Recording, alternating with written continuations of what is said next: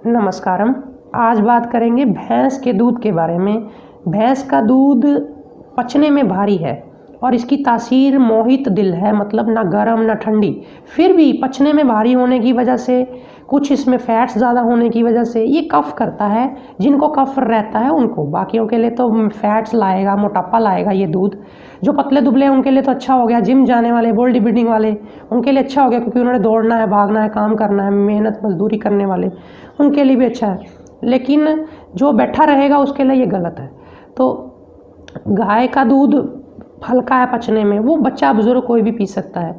भैंस का दूध जो है ये आलस भी लाता है क्योंकि पचने में हैवी, मेटाबॉलिज्म स्लो करेगा, ऐसे डाइजेशन पे लोड डालेगा, तो फिर सारा ब्लड उसको पचाने के लिए लग जाएगा, तो फिर आलस आता है, नींद, ब्रेन से थोड़ा ब्लड कम हो जाता है, ये कारण होता है।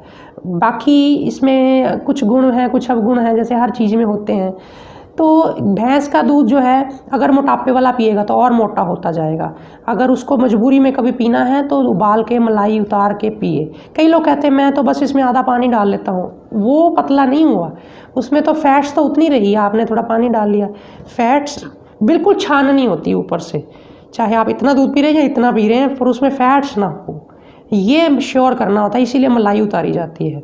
और आप भैंस के बच्चे को देखो, आलसी होता है, एक जगह बैठा रहना। गाय के बच्चे को, बछड़े को देखो, भागता दौड़ता रहता है।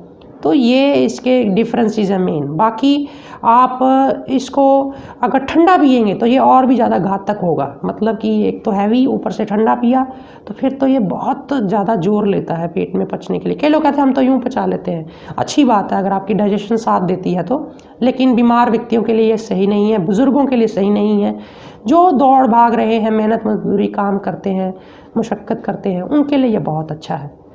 भैंस का दूध जो है ये खून बहुत जल्दी बढ़ाता है, ताकत बहुत ज़्यादा बढ़ाता है। तो इस दो चीज़ों की अगर किसी को नीड है तो फिर उनके लिए ये बहुत अच्छी ऑप्शन है। नमस्कारम।